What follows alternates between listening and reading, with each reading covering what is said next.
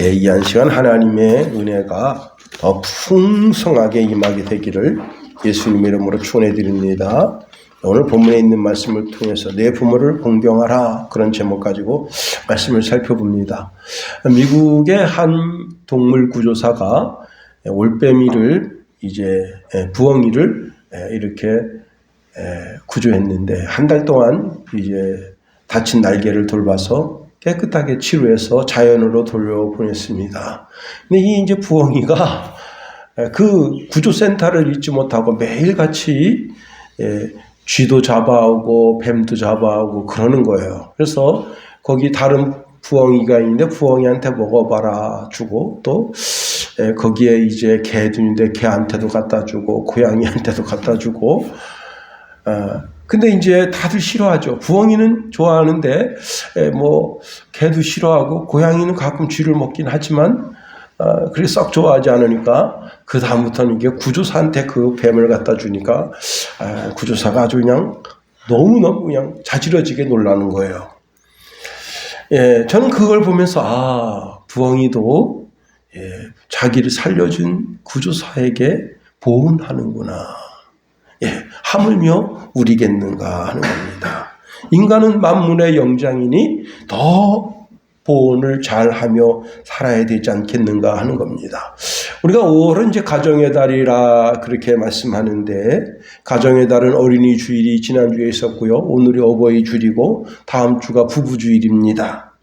여러분, 각종 기념일이 있는 그런 달인데 특별히 부모님 가슴에 카네이션을 달아주고 그 은혜를 생각하는 날은 바로 어버이 주일 뿐이다 하는 겁니다. 자, 그런데 그런 가운데 새롭게 요즘 대두되는 것이 무엇인가 하면 수많은 이혼들이에요.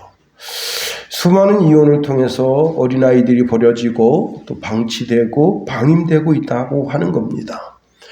그렇게 방치되고 방임된 그 어린아이들이 그 할머니 할아버지 손에서 길려지는데 단 1분도 대화가 이루어지지 않는다고 하는 겁니다. 참 고통스러운 것이 무엇인가 하면 2022년도 우리나라 이혼율이 조금 낮아졌다고 했는데요. 거의 한 40% 육박하던 것이 37%로 낮아졌다고 합니다. 그래도 조금 낮아졌다고 하는데 이제 코로나가 끝나고 나서 또 이혼율이 높아지지 않겠는가 하는 겁니다. 이혼이 무서운 것이 무엇인가 하면 그 이혼 때문에 방임되는 그 아이들이 올곧게 자라지 못해서 결국은 이 사회적 문제를 일으키는 그러한 문제로 대두되게 된다고 하는 겁니다. 제가 고등학교 때 그때쯤에 자주 듣던 단어가 고려장이라는 단어였어요. 고려장. 그 가운데 제 귀에 생생하게 들리는 이야기 중에 하나가 무엇인가 하면 어머니가 나이가 많이 들어서 그 어머니를 산의 깊은 상에 고려장을 치르러 가는데 그 어머니가 아들이 산에 갔다가 하산하는 길을 잃어버릴까봐 가지를 툭툭 꺾어서 그 가는 길을 표시해줬다 하는 겁니다.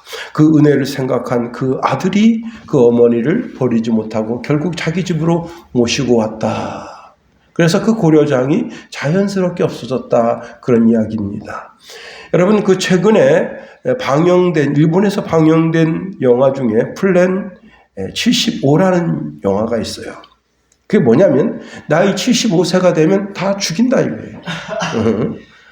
그래서 사회적인 문제, 이 고령화 사회의 문제거리를 없앤다, 그런 영화가 플랜 75입니다. 자, 그렇게 제가 고등학교 때 그 고려장이라고 하는 단어를 손쉽게 들었었는데 최근에 그러한 현상이 다시 나타나고 있다고 하는 겁니다. 늙은 부모님을 집에다가 방치하고 결국은 그 부모님이 아사하는 그런 뉴스가 쟁점화되고 있습니다. 우리가 지난주 어린이 주일을 통해서 시편 127편 말씀을 통해서 말씀을 상고했는데, 젊은 자의 자식은 장사의 수중의 화살 같으니 이것이 그의 화살통에 가득한 자는 복되도다. 그들이 성문에서 그들의 원수와 담판할 때에 수치를 당하지 아니하리로다 말씀했는데, 오히려 자식들이 부모님을 방치하고 방임하면서 현대판 고려장이 일어나고 있다고 하는 겁니다. 그 자식들이 사회적으로 문제를 일으킴으로 말미암아 오히려 그 부모에게 수치와 수모가 이제 일어나고 있다고 하는 거예요. 저는 오늘 본문에 있는 말씀을 통해서 성경에서 부모님에 대하여 어떤 태도로, 어떤 마음의 상태로 부모님을 대하여야 하는지를, 성경적 원리를 한번 말씀드리려고 합니다. 사실 부모님을 공경하라 라고 하는 것은 출애굽기 20장에 나와 있는 십계명의 말씀 중에 한 말씀이라 하는 겁니다. 그 말씀을 구체적으로 오늘 본문에 있는 말씀을 통해서 한번 살펴보려고 하는 겁니다. 첫 번째는요, 부모님을 모시는 것은, 부모님에게 순종하는 것은 하나님도 인정하시는 가장 옳은 길이 된다 하는 겁니다. 미국의 이제 조지 워싱턴 대통령이 대통령 되고 난 후에 자기 집에 이제 세계 대사들을 모셔서 이렇게 오찬을 하는데, 그때 프랑스 대사가 그 조지 워싱턴 어머니에게 이런 말을 했습니다. 어떻게 저렇게 훌륭한 아들을 낳으셨습니까? 그랬더니 그 조지 워싱턴 어머니가 이런 말씀했습니다. 나는 하나님께 순종해야 한다는 것을 가르쳤을 뿐입니다. 하나님 말씀에 순종해야 한다고 하는 것을 가르쳤을 뿐입니다. 그렇습니다. 여러분, 하나님은 우리가 하나님의 말씀에 순종하면 그 사람이 잘 되게 하신다. 신명기 28장 1절에 보니까 내가 내 하나님 여호와의 말씀을 삼가 듣고 내가 오늘 내게 명령하는 그 모든 명령을 지켜 행하면 내 하나님 여호와께서 너로 세계 모든 민족 위에 뛰어나게 하실 것이다 말씀하십니다. 여러분, 세상에 하나님의 말씀을 잘 지켜서 크게 되는 길, 또 많은 사람에게 인정받는 길, 그 아주 명확하고 확실한 길이 무엇인가 하면 부모님을 순종하는 겁니다. 출애굽기 20장 12절에 내 부모를 공경하라. 그리하면 내 하나님 여호와가 내게 준 땅에서 내 생명이 길리라 말씀하십니다. 세상에 옳은 길이 많아요. 올바른 길, 사람이 반드시 해야 할 올바른 길, 그 길 가운데 가장 으뜸이 되는 것이 뭐냐? 바로 그게 효도하는 삶이라 하는 겁니다. 우리가 부모님의 말씀에 순종하면 순종하는 순간 하나님의 손길이 나와 함께 하시고 그 사람이 위대한 길로 가도록 하나님께서 그 길을 열어주신다는 겁니다. 오늘 본문 1절에 이렇게 말씀하고 있습니다. 자녀들아, 주 안에서 너희 부모에게 순종하라. 이것이 옳으니라. 옳으니라라고 하는 말은 옳음, 공의, 정의라고 하는 단어인데, 하나님께서 인간에게 제시하는 법 가운데, 하나님이 인간에게 제시하는 법 가운데 가장 올바른 것, 그것이 바로 부모님에게 효도하고 순종하는 것이다 하는 겁니다. 골로새서 3장 20절 말씀에 보면 자녀들아 모든 일에 부모에게 순종하라. 이는 주 안에서 기쁘시게 하는 것이니라 말씀합니다. 예수님께서 마태복음 21장에 한 비유를 말씀하시는데, 큰 포도원이 있어요. 큰 포도원에 일꾼들을 사서 그 포도원에 드립니다. 그런데 그 장남에게 아버지가 말하면, 얘야, 포도원에 일꾼이 많이 필요하니 딴 데 갈 생각하지 말고 오늘은 포도원에 가서 일하라. 큰아들이 역시 장자답게, 아버지 걱정하지 마세요. 제가 오늘은 포도원에서 헌신할게요. 그리고는 아버지 면전에서 딱 떠나자마자 이 뜨거운 날 미쳤나? 가서 낚시나 해야지. 그 낚싯대 들고 도망쳐 버렸어요. 자, 둘째 아들이 있습니다. 둘째 아들에게 아버지가 말씀합니다. 아들아, 야, 포도원에 일손이 필요하다. 딴 데 가지 말고 오늘 포도원에서 일하라. 싫어요. 날씨도 뜨거운데 뭘 그 포도원에 가서 일하라 그래요. 그래서는 볼멘 소리하고는 아버지 면전에서 떠나는데 가만히 생각하니 그 뜨거운 날 아버지가 일꾼 데리고 일할 거 생각하니까 자기도 내가 말은 그렇게 했지만 포도원에 가서 일해야지. 그리고는 포도원으로 일하러 갔다는 겁니다. 예수님이 이 이야기를 하시고 나서 이렇게 말씀하십니다. 그들 중에 누가 아버지의 뜻대로 하였느냐. 그래 많은 사람들이 둘째입니다. 말씀합니다. 이 둘째가 누구냐? 창기와 세리들이다. 이방인들이다. 이렇게 말씀합니다. 창기와 세리들이 이스라엘 백성이 너희보다 먼저 천국에 들어가리라. 이스라엘 백성들은 하나님을 믿는 체 하면서 대답은 잘하지만 삶으로는 불순종한다. 그러나 창기와 세리들은 자기가 죄인임을 깨닫고 회개하고 돌아와 하나님 말씀에 순종하는 삶을 사니 저들이 먼저 구원을 얻게 된다 하는 겁니다. 우리는 대답하고는 삶으로는 하나님 말씀과는 전혀 상관없는 자기 인간의 육신의 본성을 따라 사는 그런 인생이 되면 안 되고, 대답도 올곧게 대답하고, 그리고 하나님의 포도원에서 열심히 사명을 감당하는 그런 사람이 될 때 하나님도 기뻐하시고 그 부모도 기뻐하고 많은 사람들이 그 사람을 보면서 역시 예수 믿는 사람의 삶이 틀리구만 하고 그 삶을 통해서 많은 좋은 교훈을 얻게 되는 겁니다. 여러분, 효도 그러면 늘 목사님들이 자주 쓰시는 예화가 있는데 그 예화를 저도 여러분에게 소개하려고 해요. 어느 마을에 아주 큰 효자라고 소문난 아들이 있습니다. 그래서 그 소문난 그 아들의 아버지 친구가 찾아왔어요. 와서 자네 아들은 어떻게 그렇게 효도를 잘하는가? 우리 아들은 내 말에 100% 순종한다네. 그래, 한번 보여주게. 그랬더니 아들아, 외양간에서 소를 끌고 내와라. 아들이 끌고 나옵니다. 이 아들아, 사다리 갖다가 지붕 꼭대기로 소를 올려라. 그랬더니 사다리 갖다 세우고는 그 아들이 위에서 소를 고삐를 당기면서 이리 와. 안 되니까 이제 건초 더미를 갖다가 싸서 이렇게 해서 지붕에 맞닿아서 끌어올리려고 합니다. 참 자네 아들 순종을 잘하는구만. 이 아버지가 자기 집에 왔습니다. 아들을 부릅니다. 아들아, 외양간에서 소를 끌고 와라. 귀찮아 죽겠는데. 왜 그러시는 거예요? 일단 끌고 와라. 볼멘 소리 하면서 소를 끌고 나왔습니다. 아들아, 이 소를 저 지붕 위로 올려라. 그랬더니 이 영감탱이가 미쳤나? 그러더라는 거예요. 여러분, 우리 예수님은 죽기까지 순종하셨다.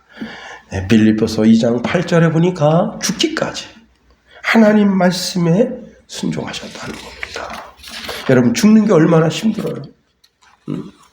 그러나 죽기까지 효도하시면서 하나님 아버지의 본뜻을 이루었다고 하는 겁니다.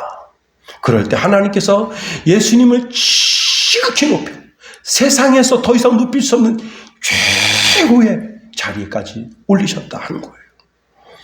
두 번째로, 부모님을 기쁘시게 해드리려면 부모님을 공경해야 한다는 겁니다. 제가 요즘 이제 토요일날, 금요일날 방영하는 김사부, 저는 사실 1부 김사부, 2부 김사부도 안 봤는데 제 3부 이제 김사부가 시작하면서 보게 됐어요. 근데 그 2부에 뭐가 나오는가 하면 한 회사 큰 회장님이 병원에 입원했습니다. 돌담병원에 입원했는데 이 아들놈들, 사위놈들이 다 꿍꿍이가 있어요. 뭐냐? 빨리 죽었으면 하는 거예요. 꿈꾸는 거예요. 우리 아버지가 빨리 죽었으면, 우리 장인어른이 빨리 죽었으면. 왜 그러느냐? 이제 사실만큼 살았는데 이번에 돌아가시면 그 재산 일부가 내게 된다 이거예요. 그 재산 일부가 내 거 되니까 그냥 그 수술하다가 잘못해서 죽였으면 좋겠다 이거예요. 아주 이 사위놈들 그리고 아들놈들을 아주 은큼합니다. 그런 아주 은큼한 마음 먹으면 안 되는 거예요. 그런데 딸녀는 틀려요. 딸녀는 재산에도 관심 없고 오로지 아버지가 살았으면. 그래서 아버지가 수술받고 났는데 그 침상머리에 있다가 아버지가 정신 차리고 깨어나니까 제일 먼저 달려가서 아버지 살아주셔서 감사합니다. 그 재산 누구한테 갈까요? 응? 제가 볼 땐 딸년한테 가지 않을까 하는 겁니다. 십계명 출애굽기 20장 12절에 내 부모를 공경하라 그랬어요. 공경이라는 단어를 honor라고 하는 단어로 있습니다. honor your father and your mother. 예, 이 공경하라고 하는 말 뜻은 두 가지 뜻이 있는데요. 영광스럽게 하다, 명예롭게 해드리다 그런 뜻도 있고 그 가치를 높이다 그런 뜻도 있습니다. 원래 공경이라고 하는 기본 뜻은 뭐냐면 무겁게 해드린다는 뜻입니다. 이를 정확하게 표현하면요, 짐술에 짐이 하도 많이 실려서 난 바퀴 자국이라는 뜻이에요. 다시 말하면 자식이 부모님을 뵈러 갈 때 그 뵈러 가는 그 짐수레에 짐이 꽉 실렸어요. 뭐 그냥 쌀도 실리고 그 다음에 쇠고기도 실리고 부모님이 좋아하실 옷, 그 다음에 신발, 그 다음에 머리에 쓸 아름다운 화관, 이런 것이 자동차에 꽉 실려서 그 타이어가 그냥 그 진흙길에 지나갈 때 타이어가 눌려서 자국이 났다 이게. 그리고는 돌아올 때는 아주 가벼운 마음으로, 즐거운 마음으로 돌아오는데 요즘 자식들은 틀려요. 뭐냐? 갈 때는 빈차로 가, 빈차로. 빈차로 가고, 올 때는 차에다가 쌀도 싣고, 물도 싣고, 그냥 부모님이 바리바리 싸주는 거 그냥 차에다 실어서, 갈 때는 빈차로 가다가, 올 때는 차가 그냥 뭐가 짐이 잔뜩 실려서, 진흙바닥을 지나갈 때 그 타이어 자국이 선명하게 나는, 예. 이건 참, 그렇습니다. 여러분, 부모님에게 마음의 짐을 확 지워드려서 부모님 마음이 그냥 무겁고 그 아들을 생각하면, 딸을 생각하면 마음이 무거우면 그건 공경하는 것도 아니고 존경하는 것도 아니고 효도하는 것도 아닙니다. 여러분, 부모님의 마음을 가볍게 해드려야 되는 거예요. 경북대 총장을 지낸 박찬석이라고 하는 분이 있습니다. 이분이 이제 고향이 경남 산청인데요. 산청에서 대구로 유학 갔어요. 자, 유학 가서 중학교를 딱 들어갔는데 68명 중에 68등이에요. 공부 안 해. 68명 중에 68등인데 성적표를 받아들고 이제 여름방학 때 자기 시골집에 갑니다. 그런데 그걸 내밀면 이게 그래서 이게 그 약간 고쳤어. 어떻게 고쳤냐면 1 이렇게 하고 슬러시를 딱 끌고 58, 아주 68. 그러니까 68명 중에 1등이 된 거예요. 자, 그리고는 뭐 아버지가 뭐 초등학교도 안 나왔는데 보통 학교도 안 나왔는데 뭘 알겠어. 그리고 성적표를 뜩 미루는 거예요. 그러니까 보니까 68명 중에 1등이거든. 와, 아빠. 그러더니 이제 이 아들 진석이는 방에 들어가서 이제 책 보고 놀고 있습니다. 그러더니 아버지가 돼지우리간에 가서 돼지를 잡은 거예요. 뭐냐면 이렇게 그 1등을 하게 되면 1등 턱을 내는 거예요. 동네 사람들한테 다 동네 사람 죄다 부른 겁니다. 우리 아들 1등 했다. 1등 했다. 이 진석이는 말도 못합니다. 예? 야. 그리고 그때부터 이 진석이가 아버지가 내가 꼴등했는데 그걸 모르고 그래, 응? 1등 한 줄 알고 돼지를 잡았구나. 내가 이제 공부를 잘해야지.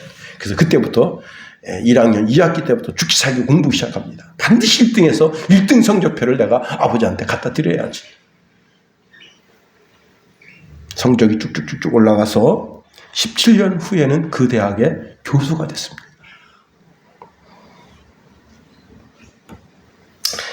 예. 자, 그리고는 이제 나이가 45세가 돼서 결혼해서 자기 아들이 이제 중학교 1학년이 됐어요. 그때 자기 아들을 앉혀놓고 감회가 새롭습니다. 아버지한테 찾아갔습니다. 아버지, 거기 자기 아들도 있고 자기도 있고 아버지가 있는데, 아버지, 제가 중학교 1학년 때 그때 1등 성적표, 그러니까 아버지가 그만해라. 다 알고 있었다.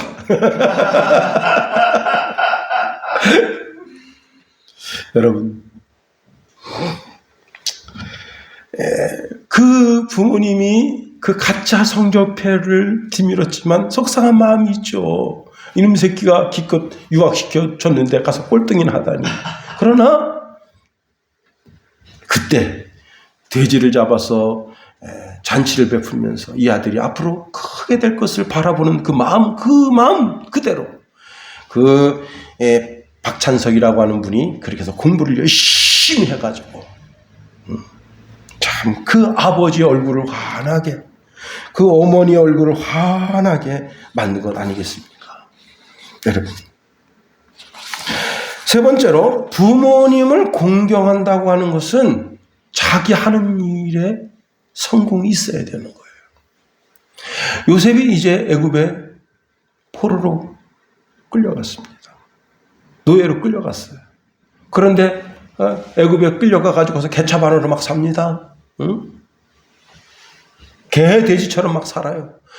세월이 흘러서 그 아버지 야곱이 요셉이 애굽에 살아있는데 거지처럼 산다.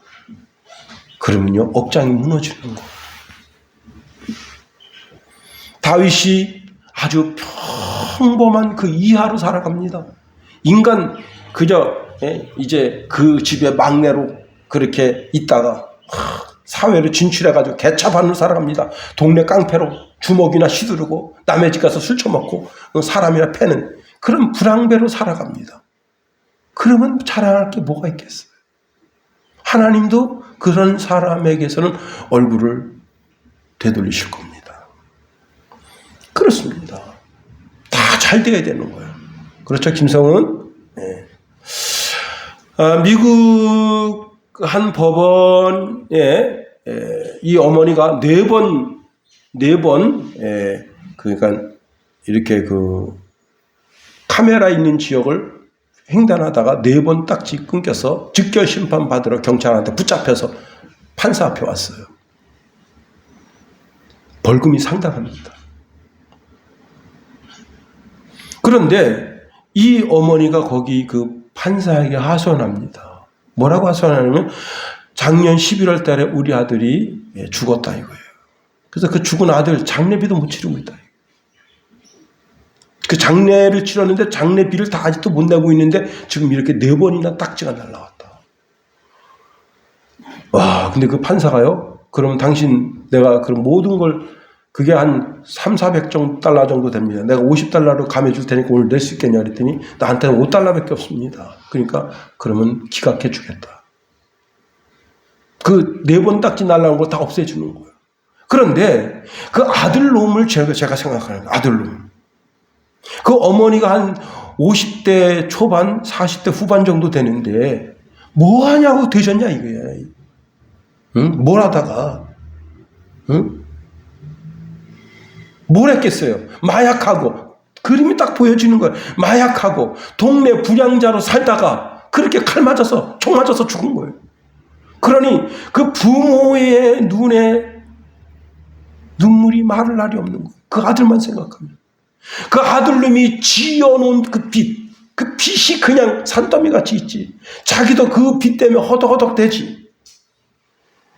여러분, 우리가 정말 부모님의 기쁨이 되고 부모님에게 효도하고 부모님을 공경하는 것은 나 자신이 먼저 잘 돼야 되는 거예요.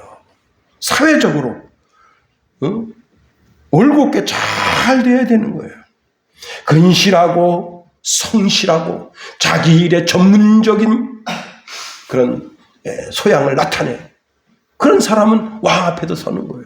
대통령이 그 사람을 용산 대통령 관저에다 오셔서 식사하면서 참 대단하십니다 하고 축하하고 위로하는 거예요.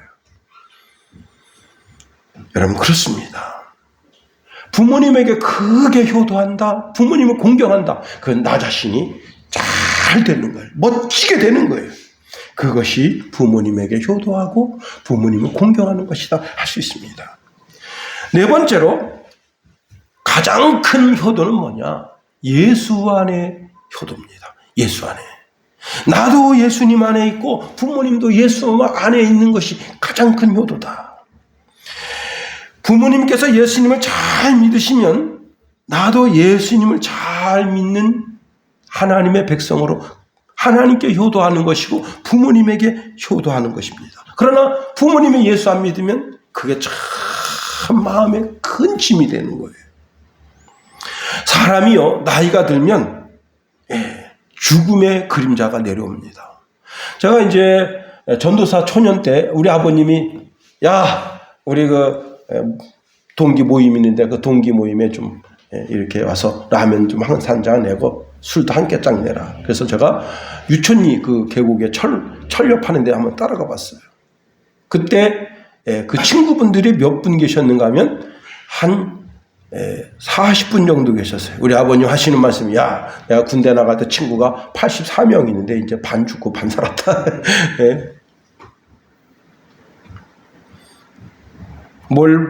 연초에 아버님 말씀하십니다. 다 죽고 이제 셋 남았다.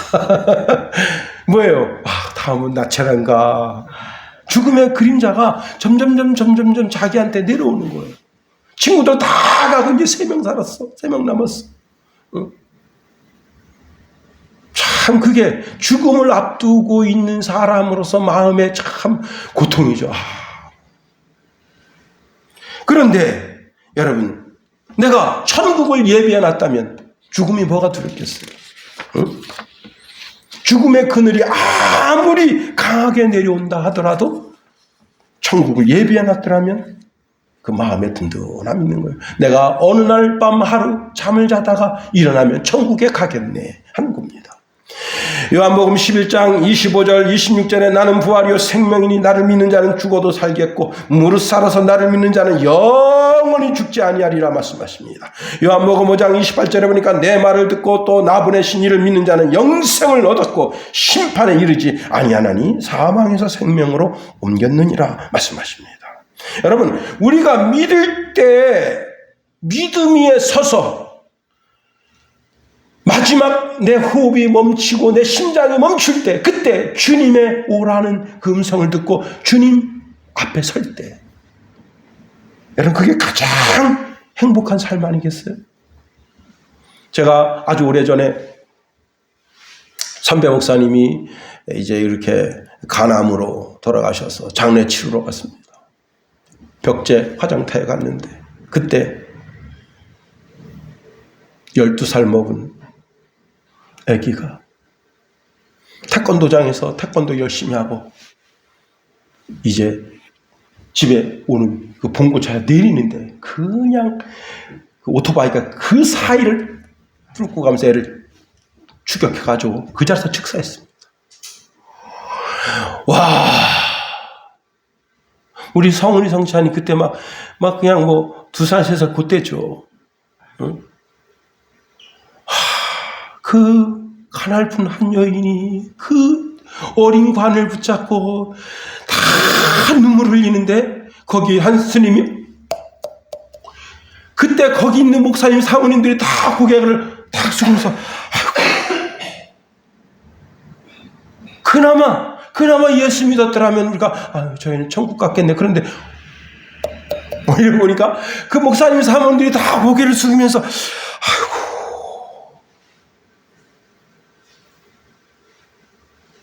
여러분, 불교에서 윤회를 믿지만 사실 윤회는 불교의 사상도 아닙니다. 뻥으로 사람 홀리는 거예요. 여러분, 그 불교계의 대빵 성철 스님 뭐라 했습니까? 내가 지은 죄가 수미산보다 높다. 그 죄를 해결하지 못하는 인간이 어떻게 천국 극락에 가겠나. 착각하면 안 됩니다. 오늘 제가 아버님을 모시고 나왔습니다마는 우리 아버님을 천국 문으로 인도한 1등 공신은 김사래입니다. 간척교회 다니다가 실망해서 안 다니셨는데 그냥 밭에 일하시는 거 강제로 끌고 와서 참 우리 교회에서 또 이렇게 집사님 되셔가지고 참 얼마나 감사한지 몰라요. 아들이 못하는 일도 합니다. 전도사 때나 부목사 때나 또 단독 목회할 때나 늘 아버님 마음에 큰 짐이었어. 교회 다니다가 실망해서 교회 안 다닌다니까 더 큰 짐이었어요. 여러분, 내 부모를 공경하라. 그 공경 중에 최고가 천국 보내드리는 것이다 할 수 있습니다.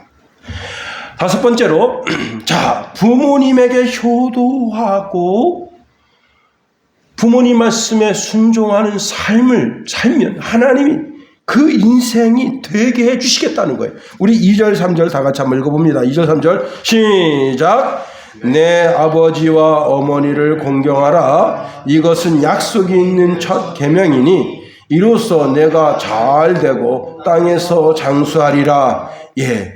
여기는 이것은 약속이 있다. 약속. 하나님 아버지의 약속이 있는데 두 가지의 약속이 있다. 첫 번째는 뭘 하든지 하는 일이 잘 되게 하시고 그 다음에 장수하게 한다고 하는 겁니다.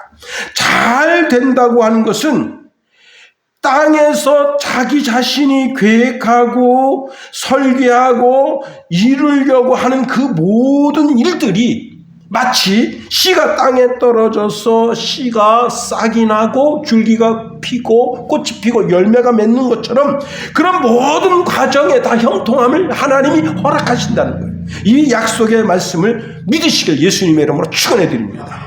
그렇습니다. 여러분, 롯은 아주 효부입니다. 효부.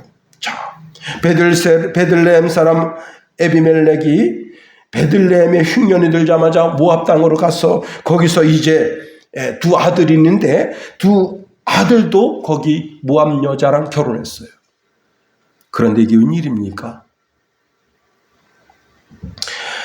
엘리멜렉도 죽고 그 아들 말론과 기론도 죽어버렸어요. 그래서 세 가부가 거기 남았어.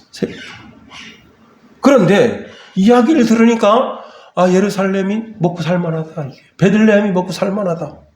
그래서 이제 나오미가 이 베들레헴으로 돌아옵니다. 그때 두 며느리한테 말합니다. 야, 너는 나 따라올 필요 없다. 너들은 너 친정집으로 가라. 그때 롯이 신앙의 결단을 하는 거예요. 와, 이 여자 보통 여자 아닙니다.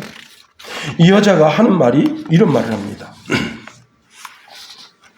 어머니, 제게 떠나라 하지 마세요. 어머니가 가시는 곳에 저도 가고 어머니가 유숙하는 곳에 나도 유숙하며 어머니의 백성이 제 백성이 되고 어머니의 하나님이 제 하나님이 되고 어머님께서 죽으시는 곳에 저도 죽어 장사될 것입니다. 죽는 일 외에는 어머니를 떠나지 않겠습니다. 야, 그리고는 이 어머니를 따라온 거예요. 나오미는 너무너무 슬퍼서 자기 이름을 말하라. 슬픔이다. 그렇게 이름 바꿨어. 그런데 그 늙은 여자를 누가 좋아합니까? 응? 그 늙은 여자가 베들레헴에 왔어요. 그럼 어떻게 생겨요? 베들레헴 사람들이 아이씨 혹 하나 또 생겼네. 응? 하나님 말씀에 고아와 과부를 먹여 살리라 했으니 아이씨 이러지 누가 좋아합니까? 아무도 나오미를 좋아하지 않습니다. 그런데 그 롯이 들에 가서 별을 주어서 밀을 주어서 보리를 주어서 그걸 다 까불러가지고 어머니를 먹여 살립니다. 그걸 지켜보는 보아스라는 사람이 있어요. 그 효심, 이방인 여잔데 개처럼 취급되는 여잔데 그렇게 효심을 드러내니까 자기가 기업 물을 자가 돼서 그 여자를 취하고 그리고는 예수님 족보에 오르는 놀라운 역사가 생겨나는 거예요. 효심. 그 효심에 그 롯이라고 하는 여자가 하는 모든 일에 하나님 형통함을 허락하시는 거예요. 뭘 하든지 잘 되게 하시는 거예요. 그렇습니다. 그 다음에 부모님을 공경하고 부모님을 존경하고 효도하는 사람은 장수하게 하신다는 거예요. 장수하게 하신다. 자, 부모님에게 효도하는 자에게는 장수의 복이 있습니다. 효도가 최고의 명약이다. 이게. 보약이다. 이게. 응? 여러분, 장수하는데 질병으로 개고생하면 그거 참 그렇잖아요. 응? 근데 하나님은 하나님은 하나님의 자녀가 이렇게 효도하며 부모님을 공경하는 사람에게 그런 질병과 질고로 고통당하면서 장수하는 것이 아니라 하는 모든 일에 엔조이, 즐거움을 주신다는 거예요. 기쁨을 주신다는 거예요. 그리고 오래 살게 하신다. 오늘 본문에 보면 땅에서 장수하리라 그랬습니다. 여기 땅이라고 하는 말은요, 하나님이 주신 땅이란 뜻이에요. 뜻이. 땅이 무슨 뜻이냐? 하나님이 주신 땅. 예. 그러면 육신의 세계에 하나님께서 이스라엘 백성들에게 주고자 원하셨던 땅이 가나안 땅입니다. 영적으로 우리에게 주고 싶어 하시는 땅이 뭐냐? 새 예루살렘과 새 땅입니다. 하나님은 새 예루살렘, 새 하늘과 새 땅, 새 예루살렘을 우리에게 주고 싶어 하신다. 그래서 이 장수라고 하는 복은 육적인 개념으로 보면 이 땅이지만 영적으로 보면 이것이 이 땅과 이 땅을 포함한 하나님의 나라를 의미한다. 그렇습니다. 하나님은 하나님 말씀에 순종하고 하나님 말씀 따라 부모님을 공경하고 효도하고 부모님을 끔찍히 사랑하는 자에게 이 땅에서도 잘 되고 장수하는 복을 주시지만 영생의 복까지도 허락하신다 하는 거예요. 결국 우리가 부모님을 공경하면 하나님께서 기뻐하시고 부모님은 행복해 하시고 나와 내 집이 잘 되고 내 자녀들이 잘 되고. 그럼 이런 게 뭐예요? 농부가 논에다가 물대기 위해서 또랑을 쫙 칩니다. 또랑 치고 가재 잡고. 일거양득 아니에요. 하나님이 효도하는 사람에게 되게 하신다. 장수하게 하신다. 그러므로 여러분 말에나 일에나 삶에나 늘 부모에게 효도해서 하나님의 신령한 복을 받아 누리고 영생의 복까지 받아 누리는 저와 여러분이 다 되게 되기를 예수님의 이름으로 축원해 드립니다. 기도하겠습니다. 하나님, 우리가 어버이 주일을 맞아서 귀한 말씀을 묵상합니다. 내 부모를 공경하라. 주여, 그 귀한 말씀 이루어 하나님의 뜻을 이뤄드리고 이 땅에서 하나님이 주신 신령한 복을 받아 누리는 주의 백성 다 되게 하소서. 예수님 이름으로 감사하며 기도합니다. 아멘.